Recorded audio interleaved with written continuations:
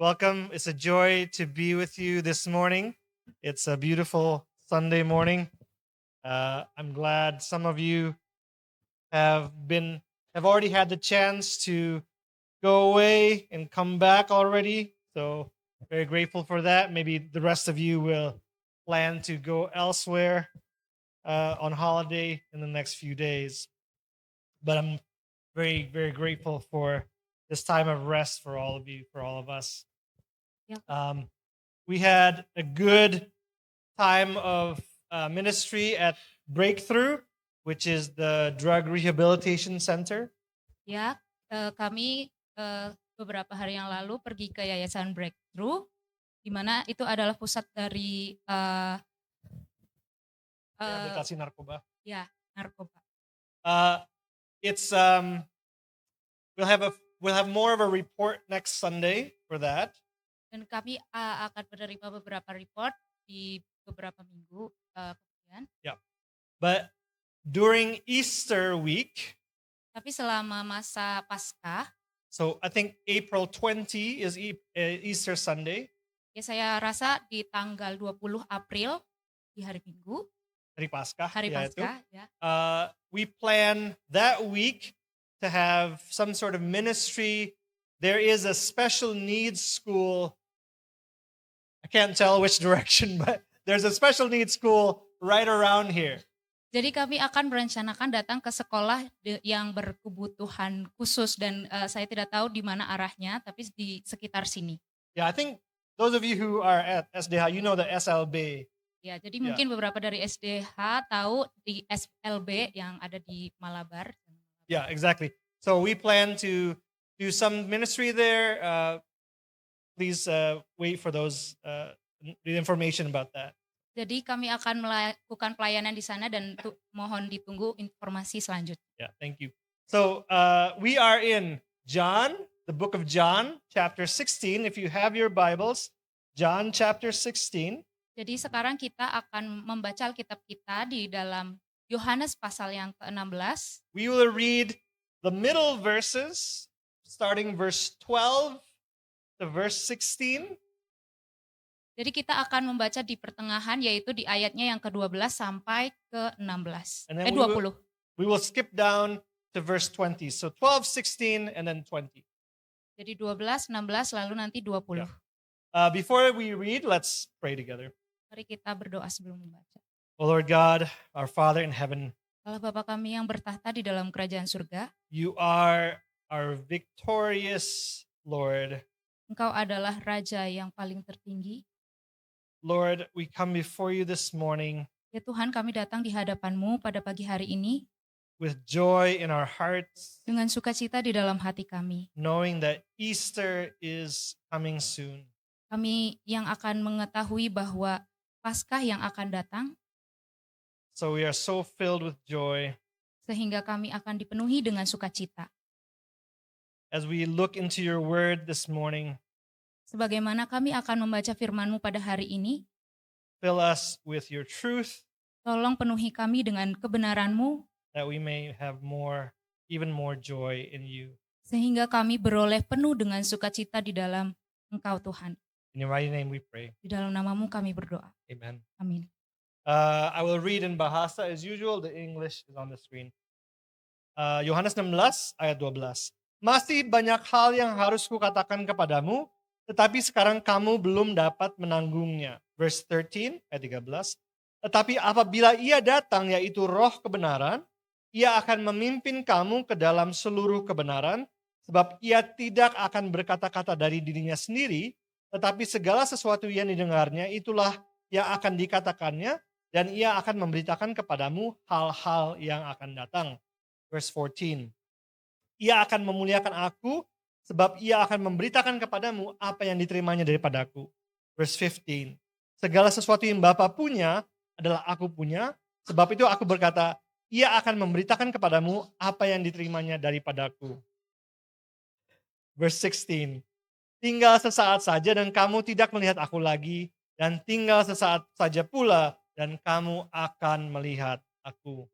And then skip down to verse 20, lompat ke bawah ke ayat 20. Aku berkata kepadamu, Sesungguhnya kamu akan menangis dan meratap, tetapi dunia akan bergembira. Kamu akan berduka cita, tetapi duka citamu akan berubah menjadi sukacita. So we are going through John chapters 13 onward, Jadi kita sedang merenungkan Yohanes pasal yang ke-13 dan seterusnya, where Jesus was preparing his disciples for his death and his resurrection. di mana Yesus mempersiapkan murid-muridnya untuk kematiannya dan kebangkitannya. At this point, the disciples didn't really understand. Pada titik ini para murid-murid tidak benar-benar mengerti, They didn't really know what Jesus was talking about. mereka tidak tahu apa yang Yesus sedang bicarakan. They couldn't anticipate anything like Jesus' resurrection Mereka tidak dapat mengantisipasi sesuatu seperti kebangkitan Yesus. because nothing like it had ever happened before. Karena belum ada hal itu pernah terjadi sebelumnya. They had seen Jesus raise other people from the dead, Lazarus, for example, Memang mereka telah melihat Yesus membangkitkan orang lain dari kematian, contohnya seperti Lazarus. but those cases were hugely different. Namun kasus-kasus itu sangatlah berbeda. They were regular human beings. Karena mereka adalah manusia biasa. They did not have the same effect as Jesus' resurrection would.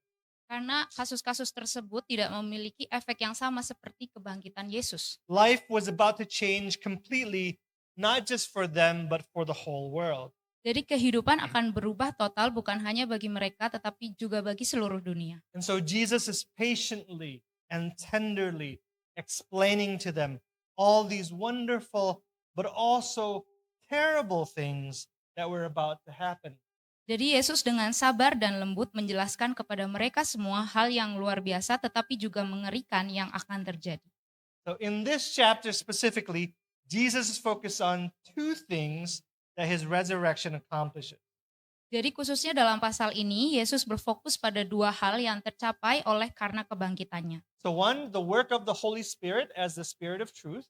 Jadi yang pertama, pekerjaan Roh Kudus sebagai roh kebenaran. And along with that, number two, Jesus' own power over the world and over the enemy, or Satan. Dan serangkai dengan itu, kuasa Yesus sendiri atas dunia dan atas musuh, yaitu setan.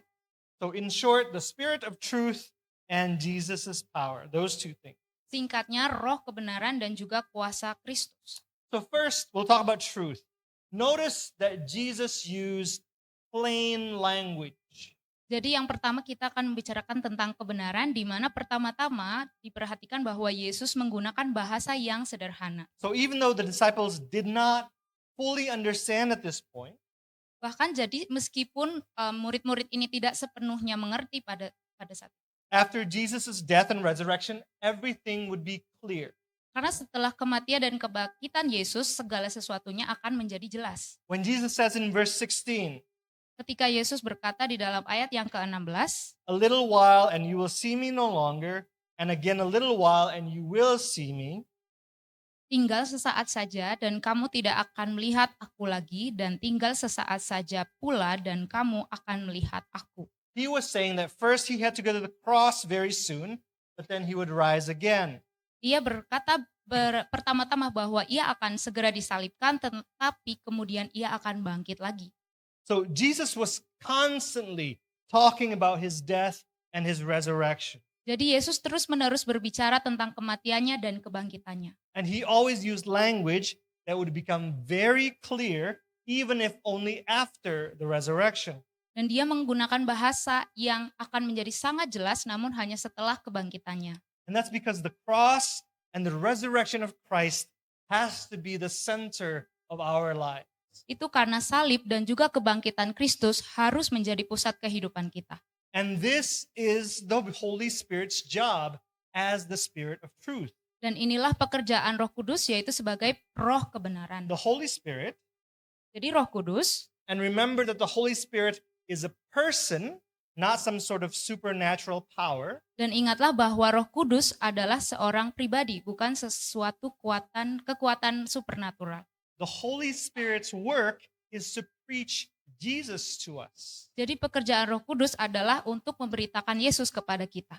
to make the cross and the resurrection the most important things in our lives. Dan menjadikan salib dan juga kebangkitan Kristus itu menjadi hal yang paling penting di dalam kehidupan kita. The Holy Spirit does not have a unique authority or a different mission from Jesus. Roh Kudus tidak memiliki otoritas atau misi unik yang berbeda dari Yesus. When it says that he would guide the disciples into all truth, Di mana tertulis bahwa ia akan membimbing para pengikutnya ke dalam seluruh kebenaran. what he does is to take the truths Jesus already revealed Yang ia lakukan adalah mengambil kebenaran-kebenaran yang telah Yesus ungkapkan. and the Holy Spirit explains it further. It fleshes those things out more. Jadi Roh Kudus menjelaskannya lebih lanjut dan menyempurnakannya lebih lanjut lagi. He makes it more and more real in our lives. Dan menjadikannya semakin nyata di dalam kehidupan kita. Who is Jesus? Siapakah Yesus? What does Jesus come to do? Apa yang Yesus lakukan ketika Yesus itu lahir? Untuk apa? What is the meaning and the function of his death and his resurrection? Apa makna dari kebangkitan dan kematian Yesus? Why did Jesus go up to the Father and what is he doing now? Mengapa Yesus pergi kepada Bapa dan juga apa yang sedang ia lakukan saat ini? And how are we to live until he returns? Dan bagaimana kita harus berbuat sesuatu sampai ia akan kembali? The Holy Spirit's work as the Spirit of truth is to flesh out the implications for us of what God did in his Son. Jadi pekerjaan Roh Kudus sebagai roh kebenaran adalah untuk menyempurnakan implikasi bagi kita dari apa yang Tuhan lakukan di dalam anaknya. And he first made that plain to the disciples. Dan pertama-tama dia menjelaskan kepada murid-murid Yesus. This is what the disciples then put into the New Testament. Dan inilah yang kemudian para murid-murid akan letakkan di dalam perjanjian baru. For everyone to plainly read. Agar semua orang dapat membacanya dengan jelas. Not only for a small number of people to have that truth for themselves. Jadi bukan hanya untuk beberapa orang saja untuk memilikinya. This is for all of us. Tapi ini untuk semua kita. So this is a preliminary point, Jadi ini adalah poin awal, but Christian truth, tetapi kebenaran Kristus, biblical truth, kebenaran Alkitab, the core of it and the crux of it has to be clear. jadi semua intinya itu harus jelas. Yes, some parts of the Bible are more difficult to understand. Tentu saja beberapa bagian dari Alkitab sulit untuk dipahami. Peter says so about Paul's writings, some of Paul's writings, for example.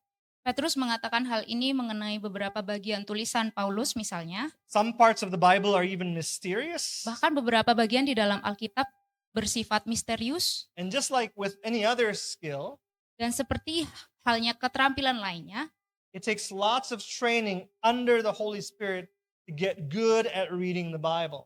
perlu banyak latihan di bawah naungan Roh Kudus untuk dapat membaca Alkitab dengan sangat baik. But even the least educated can see the message. Tetapi bahkan orang yang paling tidak berpendidikan pun dapat melihat pesan yang utama. Because Jesus is too important. Karena Yesus terlalu penting.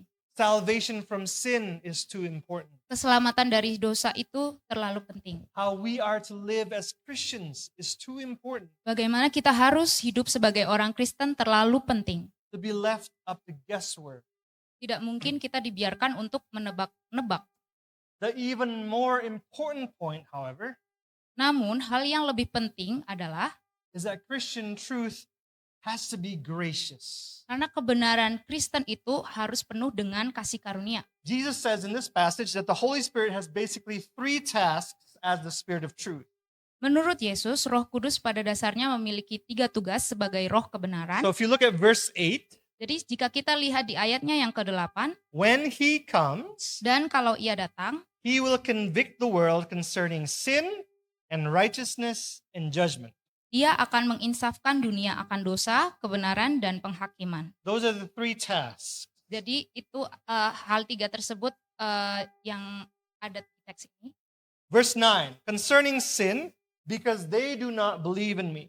Lalu di ayatnya yang ke-9, akan dosa karena mereka tetap tidak percaya kepadaku. As we know, sinners refuse to acknowledge their sin because they don't believe in Jesus. Karena seperti yang kita ketahui bahwa orang berdosa itu menolak untuk mengakui dosa. What Dan the, karena mereka tidak percaya kepada Yesus. what the Holy Spirit does is to press the truth to the world.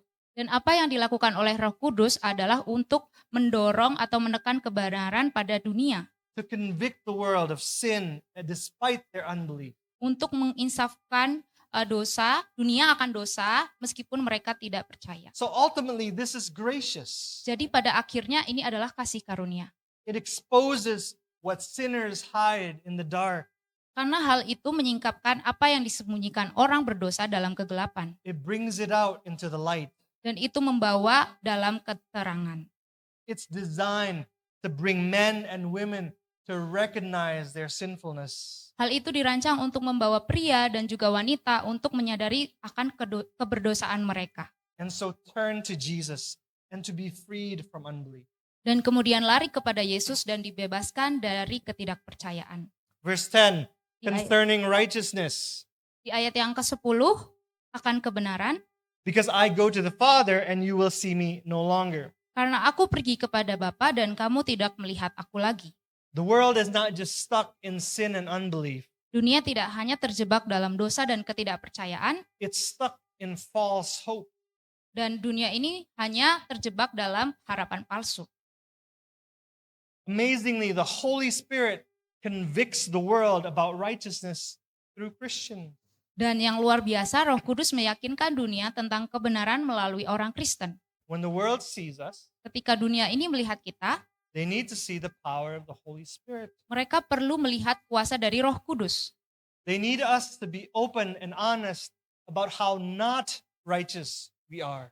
Mereka membutuhkan kita untuk terbuka dan jujur tentang betapa tidak benarnya kita. When someone accuses you of being hypocritical, for example, Ketika seseorang menuduh Anda sebagai orang yang munafik, contohnya, your response should be, jadi respon Anda seharusnya you don't know the half of it. Anda belum tahu setengahnya daripada itu. Let me tell you what a horrible person I was. Biarkan saya memberitahu Anda tentang betapa buruknya saya, Let me tell you about the person that changed me.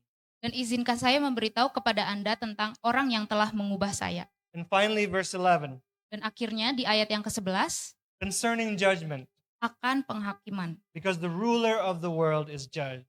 Karena penguasa dunia ini telah dihukum. The Holy Spirit convicts the world that there is only one judge, Roh Kudus meyakinkan bahwa hanya ada satu saja and that hakim, he has judged Satan, the father of lies, and all his children. dan bahwa ia menghakimi setan, bapa segala dusta, dan semua anaknya. So this truth about God's judgment is also gracious. Jadi kebenaran tentang penghakiman Allah ini juga adalah penuh kasih. Because when Jesus comes again to judge all people, Karena ketika Yesus datang kembali untuk menghakimi semua orang, the world has been given plenty of notice that we're sinful and that we need a Savior. karena dunia telah banyak diberikan peringatan bahwa akan dosa, bahwa kita membutuhkan juru selamat. So God's truth Jadi kebenaran Allah and the work of the Spirit of truth are gracious. dan pekerjaan roh kebenaran penuh kasih karunia. And that should convict us. Dan itu seharusnya menyadarkan kita. Too many of us have tongues that are just sharp. Terlalu banyak dari kita yang memiliki lidah yang tajam. We know how to cut someone down, but we don't know how to heal. Kita tahu cara memotong pembicaraan orang lain, tapi kita tidak tahu bagaimana cara menyembuhkannya. For some of us, the most natural thing to say is to say something negative and critical. Jadi bagi sebagian dari kita, hal yang paling wajar sedang kita lakukan adalah mengatakan sesuatu yang negatif dan kritis. Too often, we are harsh in telling the truth without being gracious or loving. Terlalu sering kita keras bahkan kejam dalam menyampaikan kebenaran tanpa dipenuhi kasih karunia. One of you likes to say to me, Jadi salah satu dari Anda sering mengatakan kepada saya, today's sermon slaps. jadi firman hari ini menampar saya. Not slaps as in it was really good, Bukan menampar seperti, oh ya bagus, but slaps as in it was a slap in the face. tetapi menampar seperti tamparan yang didapatkan di wajah. Because truth has to be harsh. Karena kebenaran itu haruslah keras. We are too good at that. Kita terlalu pandai dalam hal itu. We are too good at correcting people in a harsh way. Kita terlalu bagus sekali untuk mengkoreksi ke orang dengan cara yang kasar. For many of us, that's how we were brought up by our parents, or by the culture. Dan sebagian besar dari kita seperti itulah cara kita dibesarkan oleh orang tua kita dan melalui budaya seperti itu. We justify it by saying that people need tough love, Kita membenarkannya dengan mengatakan bahwa orang-orang butuh cinta yang keras. that if the truth doesn't slap, then people won't listen, Bahwa jika kebenaran tidak menampar, maka orang tidak akan mendengarkannya. that they'll never learn and they'll never change. Tapi mereka tidak pernah belajar dan mereka tidak pernah berubah. We justify being harsh by claiming that it's for that person's own good. Kita membenarkan bersikap kasar dengan mengklaim bahwa itu demi kebaikan orang itu sendiri. That if we show grace, that only lets them continue in their sin. Dan jika kita menunjukkan belas kasihan apapun, itu hanya untuk membiarkan mereka terus berdosa. But this kind of truth-telling fails in the most important criteria. Namun kejujuran seperti ini gagal memenuhi kriteria yang paling penting. When you are harsh with someone, Ketika Anda bersikap kasar terhadap seseorang, it makes them go, oh, you're absolutely right. I have to change. oh iya Anda benar sekali, saya harus berubah. I have to be better. Saya harus menjadi lebih baik. I have to turn my life around. Saya harus mengubah hidup saya. Do you see the problem? Apakah Anda melihat masalahnya? All that does is it breeds pride. Semua hal itu hanya menumbuhkan kesombongan. It breeds pride and a focus on the self. Menumbuhkan kesombongan dan fokus pada diri sendiri. So what are we supposed to do? Jadi apa yang harus kita lakukan? What's the guiding principle for us? Apa prinsip yang menjadi panduan kita? Well, to take just one from the Bible, Jadi satu saja dari Alkitab, I'll read to you just 2 verses from 2 Timothy chapter 2. saya akan membacakan di pasal 2 Timotius, pasal yang kedua ayat 24 sampai 26. The Lord's servant must not be quarrelsome, but kind to everyone, Seorang hamba Tuhan tidak boleh bertengkar tetapi harus ramah terhadap semua orang. able to teach, Ia harus cakap mengajar, patiently enduring evil, sabar menanggung kejahatan, correcting his opponents with gentleness. dan dengan lemah lembut dapat menuntun orang yang suka melawan. God may perhaps grant them repentance, leading to a knowledge of the truth. Sebab mungkin Tuhan memberikan kesempatan kepada mereka untuk bertobat dan memimpin mereka sehingga mereka mengenal kebaikan. The Holy Spirit's work as the Spirit of truth Pekerjaan Roh Kudus sebagai roh kebenaran is convicting people of their sin and their false righteousness and God's coming judgment, dalam menyadarkan orang akan dosa dan kebenaran palsu mereka serta penghakiman Allah yang akan datang, but it's designed to make them flee to Jesus. dirancang untuk membuat mereka lari kepada Yesus. Our aim and our ways has to be the same. Tujuan kita dan cara kita harus sama, And only with the Holy Spirit working in us hanya dengan Roh Kudus yang bekerja di dalam kita. can we patiently endure evil Dapatkah kita dengan sabar menanggung kejahatan and correct people with gentleness dan juga mengoreksi orang lain dengan lemah lembut, and leave their repentance to God. serta menyerahkan pertobatan mereka kepada Allah. Only then can we tame our own harshness Hanya demikian, kita dapat menjinakkan kekerasan kita and be the kind of people who tell the truth with love and grace and mercy. dan menjadi orang yang mengatakan kebenaran dengan kasih karunia dan belas kasihan. I want us to look at how Jesus spoke the truth to his disciples. Dan lihatlah bagaimana Yesus menyampaikan kebenaran kepada murid-muridnya. So at the end of this chapter, Jadi di bagian bab akhir ini, when the disciples think they finally understood what Jesus was talking about, ketika para murid merasa bahwa mereka sudah mengerti apa yang Yesus katakan, so he says to them, Ia berkata kepada mereka, "Do you now believe? percayakah kamu sekarang? Behold, the hour is coming, and indeed it has come, Lihat saatnya datang, bahkan sudah datang, when you will be scattered, each to his own home, and will leave me alone." bahwa kamu dicerai beraikan masing-masing ke tempatnya sendiri dan kamu meninggalkan aku seorang diri. The disciples would abandon Jesus. Para murid akan meninggalkan Yesus. They would all leave him. Mereka semua akan meninggalkan Yesus. But even then, he is not harsh with them. Tapi meskipun demikian, Tuhan Yesus tidak bersikap kasar terhadap mereka.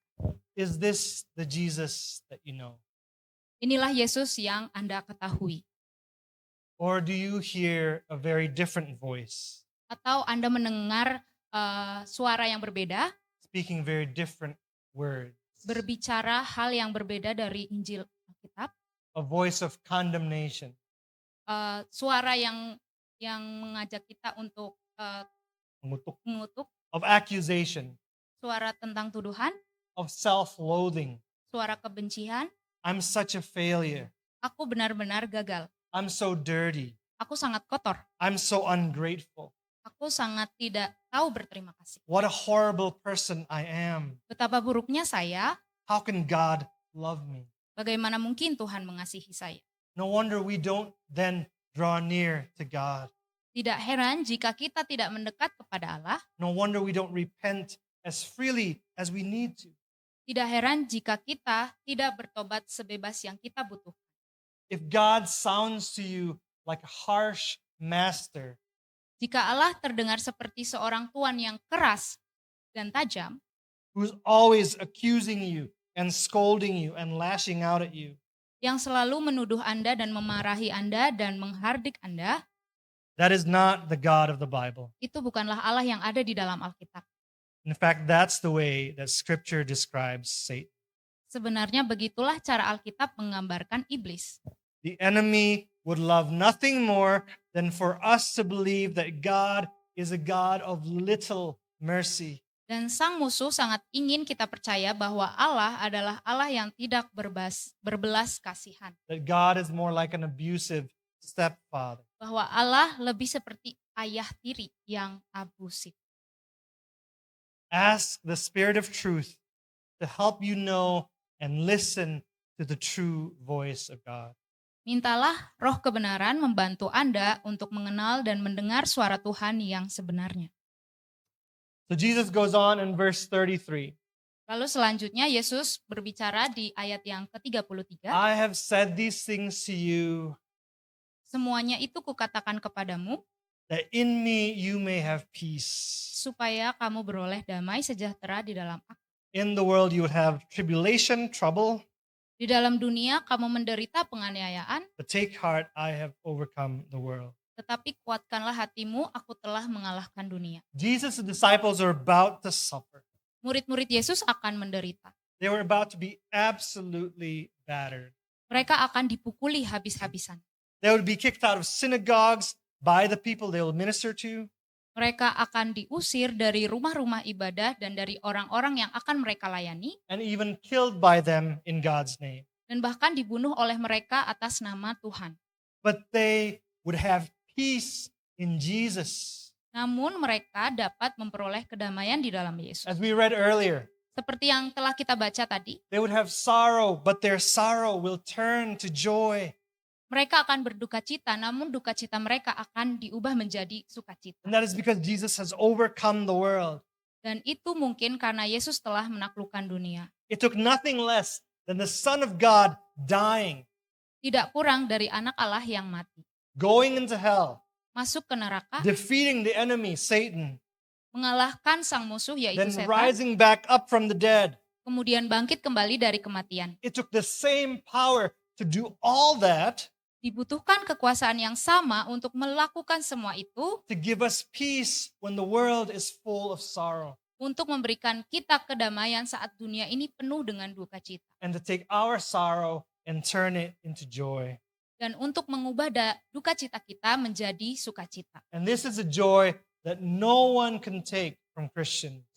Dan inilah sukacita yang tidak dapat diambil oleh siapapun dari orang Kristen. Yet even for the disciples, Namun bahkan bagi para murid, the greater danger for them than being killed bahaya yang lebih besar bagi mereka daripada dibunuh is that all the suffering would cause them to leave Jesus. adalah bahwa semua penderitaan akan menyebabkan mereka meninggalkan Yesus. And not just as he was dying on the cross, but permanently.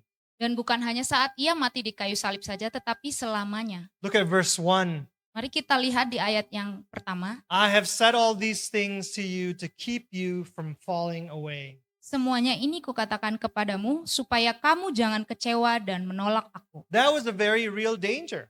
Itu adalah bahaya yang sangat nyata. So we know that no one who is saved actually falls away.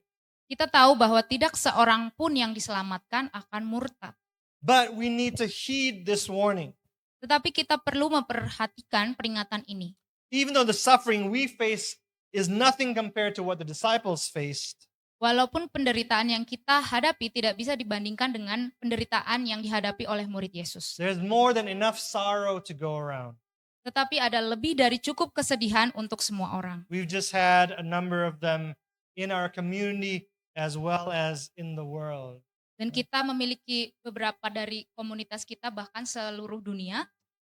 True salvation is not in danger, Keselamatan sejati tidak dalam bahaya. but our experience of it is. Tetapi pengalaman kita akan keselamatan benar-benar terancam. With more suffering, Dengan penuh penderitaan, we all face the danger of living as though we do not believe. kita semua menghadapi bahaya hidup seolah-olah kita tidak percaya. As though Jesus has not overcome the world. Seolah-olah Yesus belum mengalahkan dunia. The obvious application which Jesus himself makes is with our prayer life. Penerapan yang jelas yang Yesus sendiri buat di sini adalah dalam kehidupan doa kita. The fact that Jesus has overcome the world, Faktanya bahwa Yesus telah mengalahkan dunia. the fact that all our sorrows will turn into joy, Faktanya bahwa semua duka cita kita akan dirubah menjadi sukacita. should be a tremendous encouragement in prayer. Seharusnya menjadi dorongan yang luar biasa untuk berdoa. In verses 23 and 24, Di ayatnya yang ke-23 dan 24, Jesus talks about prayer. Tuhan mengajarkan tentang doa. Truly, truly, I say to you, whatever you ask of the Father in my name, he will give it to you. Sesungguhnya segala sesuatu yang kamu minta kepada Bapa dalam namaku akan diberikannya kepadamu. Until now you have asked nothing in my name. Ask and you will receive, that your joy may be full. Sampai sekarang kamu belum meminta sesuatu pun dalam namaku, mintalah maka kamu akan menerima supaya penuhlah sukacitamu. And then Jesus says something amazing in verses 26 and 27. Lalu di sini Yesus mengatakan hal yang luar biasa di ayatnya yang ke-26 dan 27. Pay attention to this part in particular. In that day you will ask in my name, and I do not say to you that I will ask the Father on your behalf. Pada hari itu kamu akan berdoa dalam namaku, dan tidak aku katakan kepadamu bahwa aku meminta bagimu kepada Bapa. For the Father himself loves you, because you have loved me and have believed that I came from God. Sebab Bapa sendiri mengasihi kamu karena kamu telah mengasihi aku dan percaya bahwa aku datang dari Allah. We make a big deal of the fact that Jesus is our great high priest, Kita membesar-besarkan fakta bahwa Yesus adalah imam besar kita. and that is biblical. Dan memang itu pengajaran Alkitabiah. But here, Jesus says that the Father listens to our prayers, Namun di sini Yesus berkata bahwa Bapa mendengarkan doa kita. and not just because of Jesus. Dan bukan hanya karena Yesus. Even though we pray in Jesus' name, Meskipun kita berdoa di dalam nama Yesus, that doesn't mean we are then distanced or far away from God. itu tidak berarti bahwa kita terjauhi dari Tuhan. Like God doesn't really listen to our prayers unless it goes through Jesus. Seolah-olah Tuhan tidak akan mendengarkan doa kita kecuali jika Yesus mendoakan doa kita. The Father is not just all powerful. Bapa tidak hanya maha kuasa, He himself loves you. Dia sendiri mengasihi Anda. He doesn't need Jesus to nag him to listen to our prayers. Dia tidak membutuhkan Yesus untuk mendesaknya mendengarkan doa kita.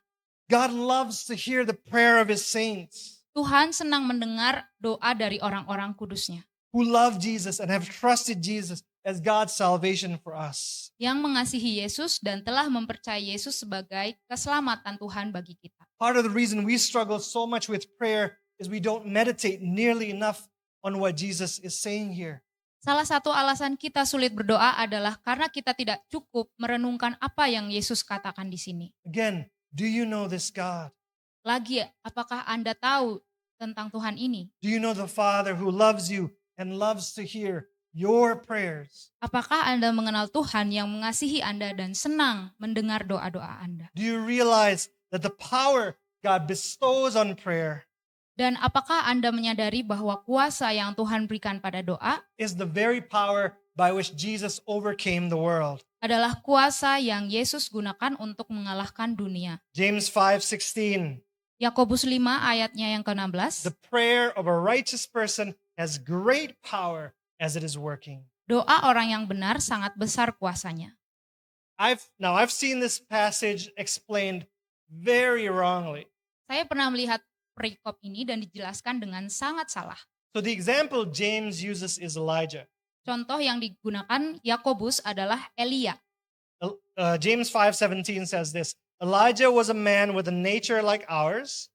Yakobus 5 ayat 17, Elia adalah manusia biasa sama seperti kita, And he prayed fervently that it might not rain.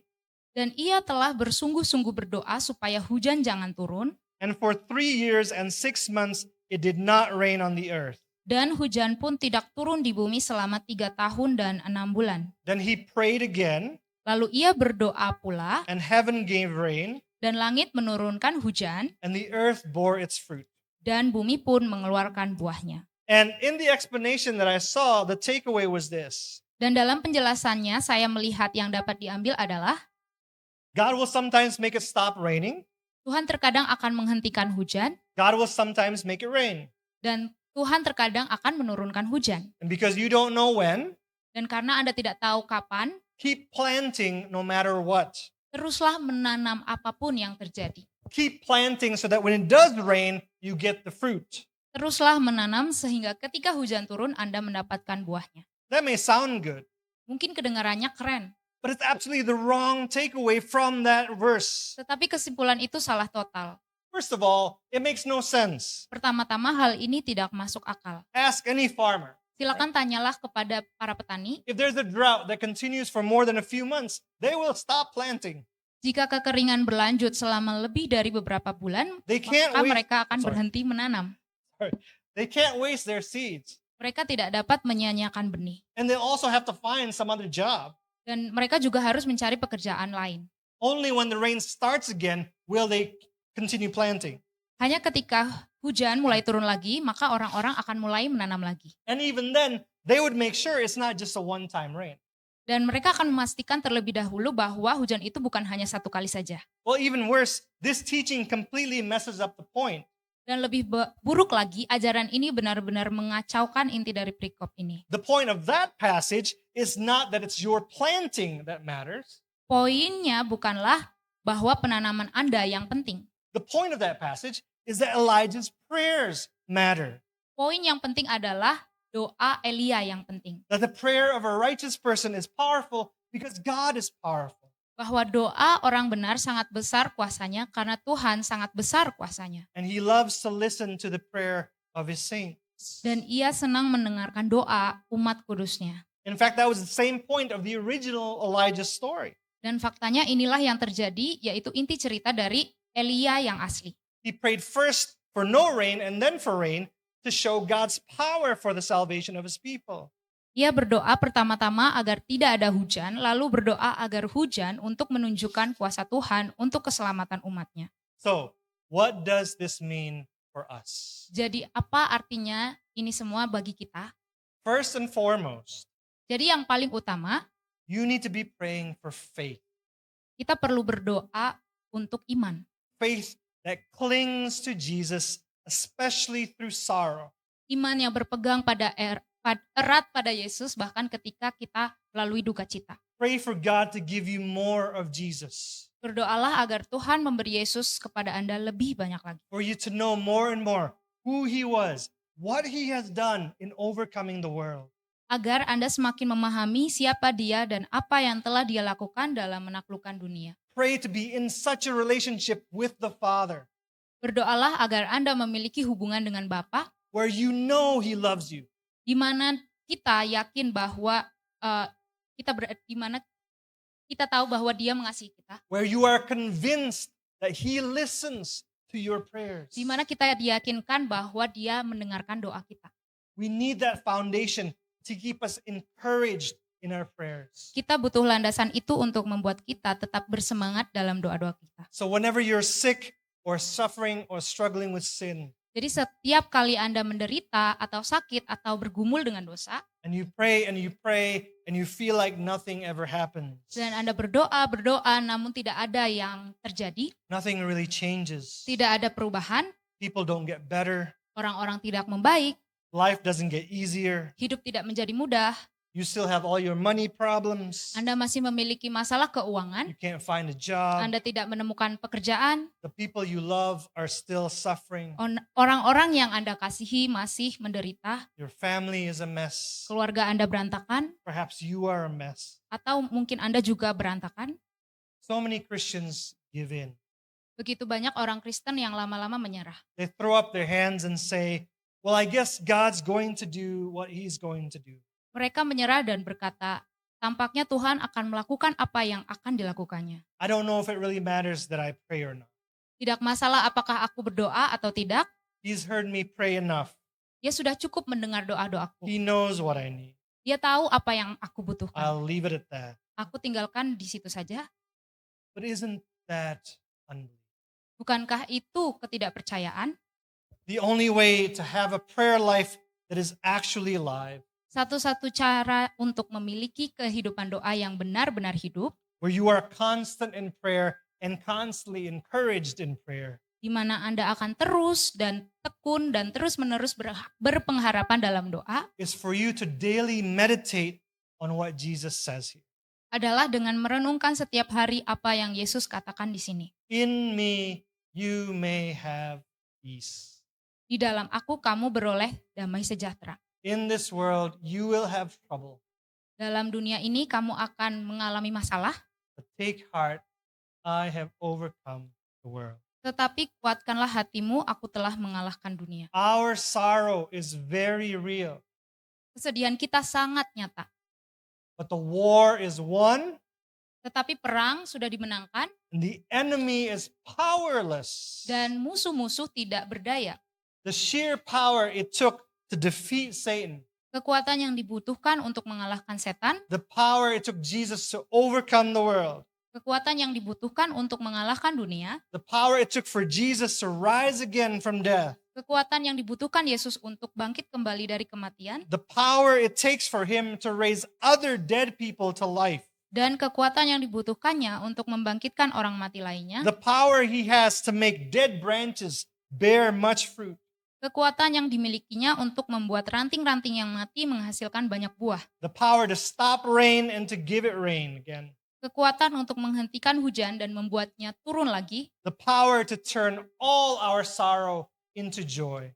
kekuatan untuk membuat duka cita kita berubah menjadi sukacita. That is the power of God at work in the world and in us. Itulah kekuatan Tuhan yang bekerja di dunia ini di dalam diri kita. Let's- Mari kita berdoa. Lord, we are so grateful that you love us, Ya Tuhan, kami sungguh berterima kasih dan bersyukur karena Engkau mengasihi kami and you love to listen to our prayers. dan Engkau sangat sayang untuk mendengarkan doa-doa kami. Would you give us the spirit of truth Tuhan, tolong berikanlah kami roh kebenaran to guide us into all truth, untuk bisa menuntun kami kepada kebenaran itu, to work righteousness in us, untuk bekerja di dalam kebenaran, to teach us the truth about Jesus, about you, untuk mengajarkan kami tentang Yesus, including the power you have that's working in the world, termasuk kuasa-kuasamu yang bekerja di dalam dunia ini. the power that has overcome the world, Kuasa yang berkuasa dalam dunia ini, the power that makes our sorrow turn to joy. kuasa yang mengubah duka cita kami menjadi sukacita. Help us know that power and live by that power. Ya Tuhan, bantu kami untuk kami bisa hidup di dalam kekuatan itu. In your mighty name we pray. Di dalam namamu yang kudus, kami Amen. berdoa. Amin. Amen.